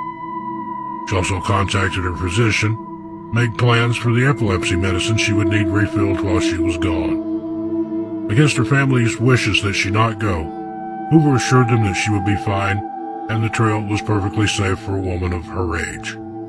When Jessie arrived at the starting point in Maine, she would have been met with a sign from the Forestry Service warning hikers that this section of the trail, referred to as the 100-Mile Wilderness, was dangerous and without any services. The sign clearly says, Appalachian Trail, caution, there are no places to obtain supplies or get help until Apple Bridge, 100 miles north. Do not attempt this section unless you have a minimum of 10 days' supplies and are fully equipped. This is the longest wilderness section of the entire AT, and its difficulty should not be underestimated. Good hiking, MATC. This wouldn't have been a rare decision because as many as 10% of hikers start their journey in Maine, get the most difficult section over with in the beginning, rather than wait until they're exhausted at the end of their through hike. Also, aside from the elevation, terrain, and weather that can impede hikers, is their supply pack's weight. 8 to 10 days of water, food, first aid, personal shelter, and clothing, that could weigh up to 35 to 50 pounds. That's the equivalent of strapping a kindergartner to your back and hiking up in elevation for 100 miles. Hoover started her hike on May 16, 1983, south of Baxter State Park. After her family hadn't heard from her in almost 2 months, her sister called and reported her missing to the Warden Services on July 11, 1983. This is when officials learned that Hoover was sorely unprepared for the adventure, having only beef jerky for food and light clothing. The search was initiated using our itinerary and talking to area hikers as well as a ranger that advised the search team that Hoover tried to climb Mount Katahdin on May 20th, 1983, but didn't have the proper equipment, in his words. He therefore advised her not to push forward. Oddly enough, this is the same area where 30 years later, Geraldine Jerry Largay would also perish while trying to negotiate the Appalachian Trail. Searchers and law enforcement descended on the area, continuing to ask anyone if they had seen Hoover. A maintenance worker for the Abel Gatehouse on Golden Road, a passageway built in the early 1970s for access to the now-defunct Great Northern Paper Company, stated he had seen a woman fitting Jessie Hoover's description in late May, walking towards the 100-mile wilderness trailhead. This was the last confirmed sighting of the missing hiker. The search area was hundreds of miles of trails that aren't well marked and over 15 million acres, if you can imagine that, of dense forest. A daunting task at best. In the over 2,200 miles of the Appalachian Trail, as we stated, this is the worst area for a hiker to become lost in. Authorities and search teams spent the remainder of the summer asking hikers if they had seen Hoover and to keep an eye out for anything that was out of place that may lead them to her whereabouts. And they searched for her themselves, but to no avail. Another unnamed hiker went missing in the same area around the same time Jessie Hoover went missing. Search and rescue teams and police kept a lookout for Hoover's blue backpack, clothes, gear, or anything that belonged to her. The other hiker was found alive, but Jessie Hoover was never heard from nor seen again. Theories as to what happened to Jessie vary, but the most popular opinions are that she became lost and either succumbed to the elements and or starvation, or she had a medical event from her epilepsy and perished due to that. Jessie Hoover was a widow looking to broaden her horizons and become one with nature. She had never hiked such a long distance, though, and was ill-prepared to tackle the hardest part of the Appalachian Trail alone. Even seasoned hikers who thru-hiked it before advise against solo hiking the trail due to the dangers and potential disorientation. Weather often changes quickly in the area and can still be in the 30s to 40s with a low in May. Hikers are advised to take hiking and outdoor skills classes before attempting the world's longest hiking trail. Even then, solo hiking is usually a bad idea and should never be attempted. we have the sad case of Scott Lilly. On Friday, October 12, 2011, the remains of 30-year-old Scott Lilly of South Bend, Indiana, were found by a group of hikers on the Appalachian Trail at Cow Camp Gas Shelter in the George Washington/Jefferson National Forest. Scott was a veteran hiker and had started his hike in Virginia on June 15, 2011, and as he was a Civil War buff, he wanted to camp in the area to do some exploring. He had taken the trail name of Stonewall, which some speculate is a reference to Stonewall Jackson, who died as a result of friendly fire in 1863. The last time anyone heard from Scott Lilly was on July 31, 2011, when he had climbed the peak known as the Priest in Nelson County, Virginia. His plan was to hitch a ride the next day and re-up on his supplies in a nearby town. However, he never made it, and no one heard from him again. 12 days later, Scott Lilly's remains were found in a shallow grave near the shelter. An autopsy revealed Lilly died from asphyxia by suffocation, making the manner of his death certainly a homicide. In interviews conducted by authorities, it was said that Scott had a backpack, new Ozark hiking boots, an Appalachian Trail handbook, and a Nintendo game system. None of these items were ever recovered. There was no motive given by police as to why they think Scott Lilly was murdered, other than obvious signs. At the time of Billy's murder, there were several other homicide investigations, including the 1996 killing of 2 women in Shenandoah National Park, and several other death investigations in the George Washington and Jefferson National Park areas. Despite the best efforts of the police, the Scott Lilly homicide remains unsolved, as well as the Williams and Winan case, which were the 2 ladies in Shenandoah, which is very near the Appalachian Trail. Next up, another sad tale. Geraldine Jerry Largay. 66-year-old retired Air Force nurse Jerry Largay was an admitted nature lover. She moved from her home she shared with her husband in Florida to Tennessee in order to take hiking classes and be closer to the Appalachian Trail. She assured family members that she could hike the trail herself, and despite the warnings from her loved ones and all the known dangers, Jerry was adamant that she was going to conquer the Appalachian Trail. Jerry set out on her adventure near Harper's Ferry, West Virginia, on April 23, 2013, with a friend, Jane Lee, so she wouldn't be hiking alone. The plan was to hike from the middle of the Appalachian Trail north to Mount Katahdin in Maine, then take a ferry back to the starting point and finish the southern portion of the trail last, hiking into northern Georgia.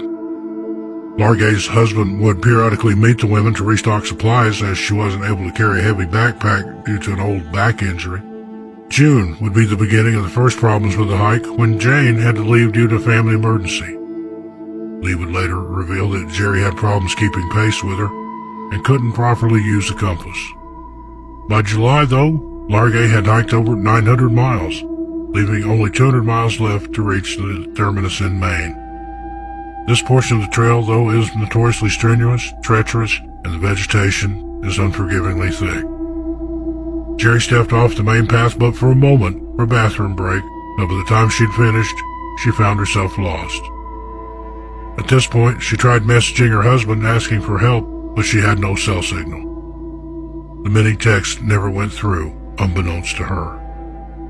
A storm had hit the area Largay was hiking the night before contact was lost, so when her husband hadn't heard from her on the first day, he wasn't that alarmed. But by day 2, he knew there was a problem and contacted the authorities.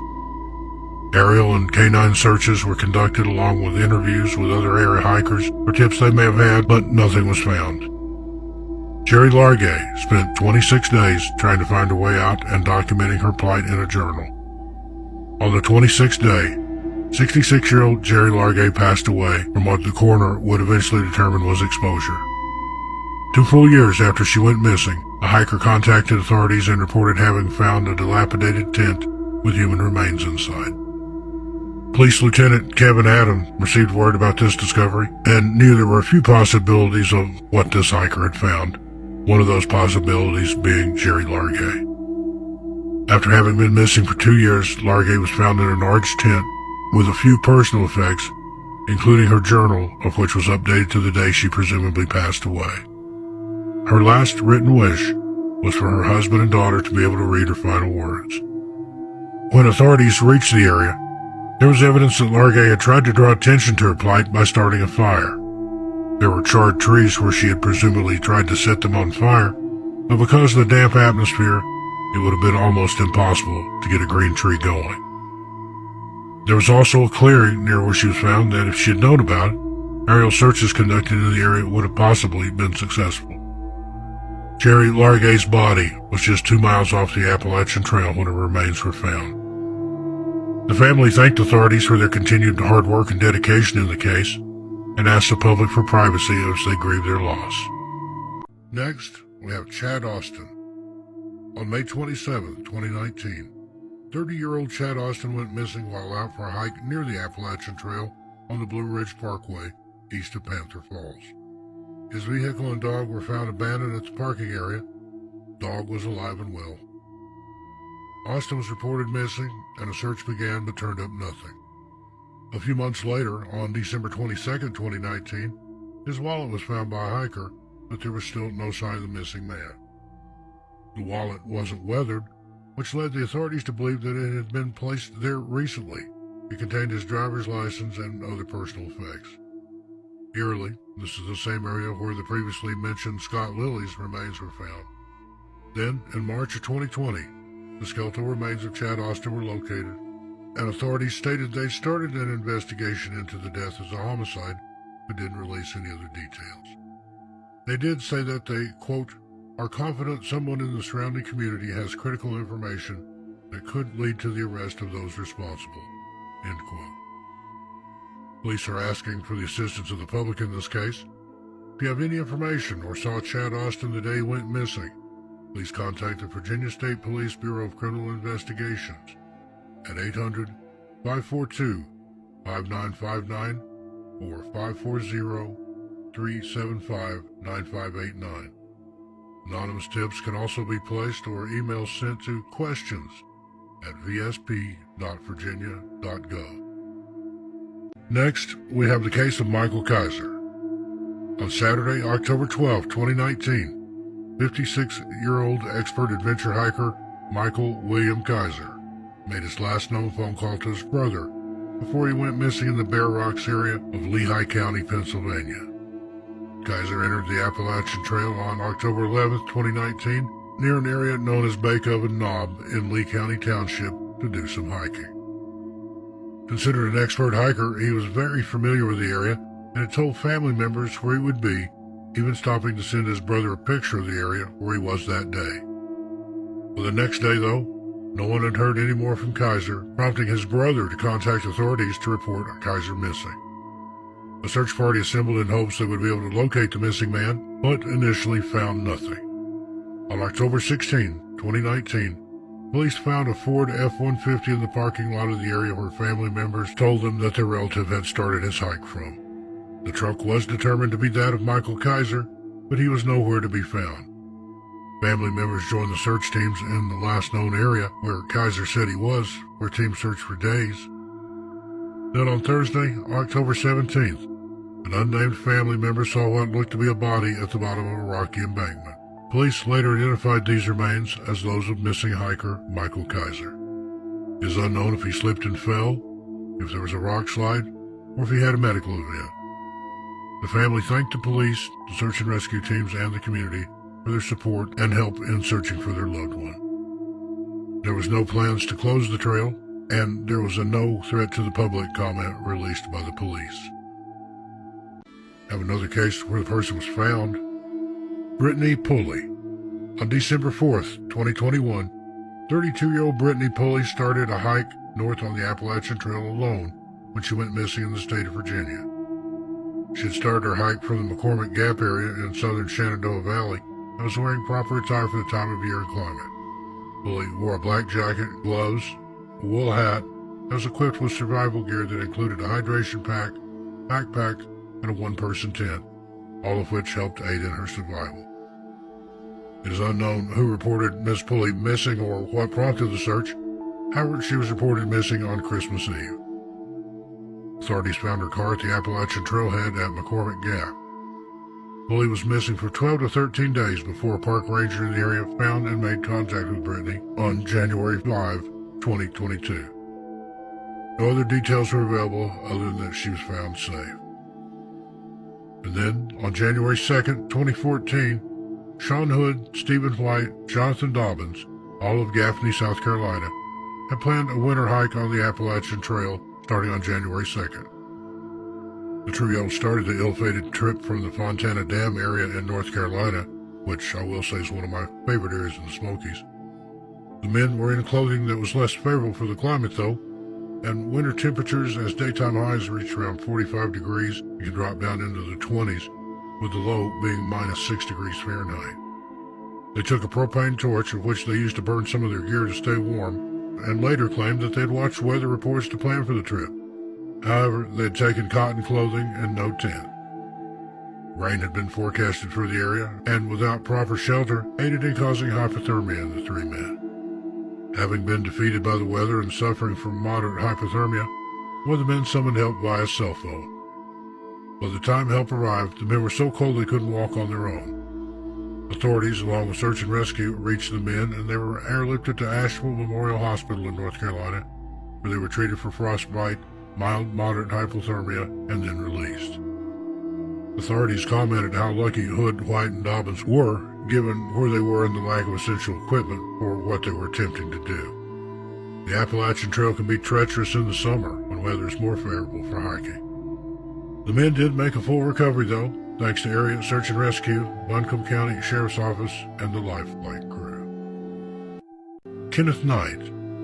In April 2017, 42-year-old Kenneth Knight and 6 friends found themselves on the Appalachian Trail, embarking upon a 60-mile hike from Petite's Gap to Peaks of Otter Lodge in Virginia. Knight had hiked this specific area before via the south-north route and was familiar with it as he had completed over 1,700 miles. The Appalachian Trail has a blaze system set up for hikers to help mark trails and keep hikers on the right path. Now, there are several different colors used. For example, white is used to mark the main path, so there would be a white paint mark on random trees along the trail, assuring people that they were on the correct trail. Other paint colors signify water, shelters, and rest areas. Knight knew of the blaze system, but because he's legally blind and only has one eye, the marks were difficult for him to see and determine what color they were. With adequate gear in hand, the 7 friends started their journey. Knight was using this hike for a warm-up for the Scotland Great Outdoor Challenge he would be starting in a month, and decided to go at his own pace as the group had established a meeting spot should they become separated. And that's exactly how Knight's 6 days lost in the Virginia wilderness began. As the main group forged ahead of Knight, they created a gap between themselves and him before he knew what was happening. He had lost sight of his hiking companions and was now on a game trail. Not knowing how far he was on this new path and becoming panicked, Knight tried to calm himself and remember the basics of hiking, which was if you become lost, stay put, seek shelter, and don't panic. Thick forest surrounded Knight, and the trail was littered with foliage, making a clear direction hard to discern. Knowing there was no water in this area concerned him, and because of that, Knight decided to go down an embankment to a stream he was familiar with. The descent was steep and craggy, with rocks jutting out from the forest floor, but eventually he could hear the relieving sound of water and finally had made his way to the creek, which was fed by the James River. Knight decided this would be the area where he'd wait for help. As day 1, 2, and 3 passed, though, Knight became concerned that he had made the wrong decision by not staying where he was when he originally became lost. He quickly pushed that thought aside, though, as he knew he needed water, and this stream would keep him alive for the time being. On day 4, Knight hoped his hiking companions would realize he was missing and contact help. He rationed his remaining food and never ventured more than a quarter of a mile away from the spot he chose to mark for help with a rescue blanket. He would mark the area with piles of rocks so as not to lose his way back. He also packed up his gear if he ventured more than a few feet from the site, ensuring that he at least had his sleeping bag, food, and shelter with him should he venture too far away and become even further lost. The threat of injury to himself was never far away either, with rocks or other hazards, so he had to be careful to not seriously injure himself, so that if he needed to make his way to the James River, he could at least walk there to seek help. Then, on day 5, Knight began to wonder if the group noticed he was missing at all, and thought about leaving his water source to make his way to the James River, but decided against it for the time being, keeping in mind that he would possibly have to use this as a possible escape route should help not come soon, as his food rations were beginning to dwindle. On day 6, all Knight's food was gone, and he woke depressed. He had now been alone for almost an entire week, and knew he now must take more risks to help himself. In a last-ditch effort to be found, Knight said, I cleared some land to make a bigger fire, but not so big that I couldn't put it out, and planned my exit. Just a few short hours later, after everything he had been through, Knight heard voices, and soon a team of firefighters, looking for the smoke source, made their way to Knight. He was happy and relieved to see them. As a few of the men put out Knight's fire lifeline, the others checked him over and prepared him for rescue. The firefighters helped him pack his items, and before he knew it, they were at a trailhead. Hungry, but really no worse for the wear, Kenneth Knight, missing for 6 days on the Appalachian Trail, was rescued, thanks to helping himself remain calm and signaling for help, but he was more than ready to be rescued when the time came. The group Knight had been with was under the misconceived impression that they were going to meet him at the end of the hike in peaks of Otter Lodge. Knight was quoted as saying, "Waiting was the hardest part." Knight was rescued and taken to an area hospital where he was treated and released. The group he was hiking with he had met on an online forum. They had eventually called authorities when they reached the final destination, and Knight wasn't there. The search had started about 2 days before he was actually found. Well, there you have it, folks. Some interesting stories, some sad, some miraculous, from the Appalachian Trail. If you're in the area and have the chance, I recommend hiking on the Appalachian Trail, but use these tales as cautionary measures. Don't go alone. Be prepared. Live to tell the tale. I look forward to your comments, but please keep it friendly and respectful. Till we meet again, be good to yourselves and each other, and stay safe out there. I don't want to make a video about you. As for me, I'll see you a little further on down the trail. I'm Steve Stockton, and I'll talk to you next time. Tell your animals I said hi.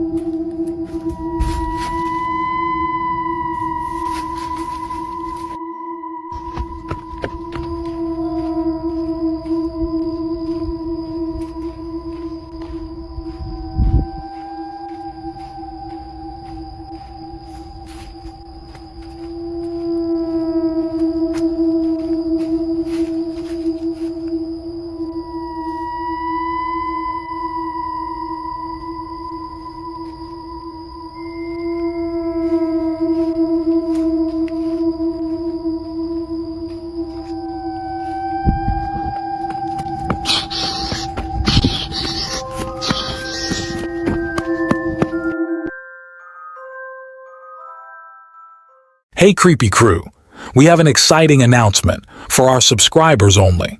I have to make that clear. Haters must not apply. And you don't have to announce your exit. We don't give a fuck about you or your creepy ass mama. Tell her your stories. Don't make me come out of character or this bunny head because it's gonna get ugly. Anyway, we're hosting a special giveaway where you can win cash prizes for sharing your creepiest stories with us. We want to hear your spine-chilling tales and feature them on the Creepy Collective. Make sure to include your Cashapp username with your submission. All entries must be submitted by the 15th of July. We'll announce the winners on the 1st of August right here on the channel, along with featuring some of the best stories you send in. We'll have a first place prize of $100, a second place prize of $50, and a third place prize of $25. So, if you've got a ghostly encounter, a paranormal experience, or any story that will send shivers down our spines, we want to hear it. All the information you need to participate is in the description box below. Good luck, Creepy Crew, and stay creepy.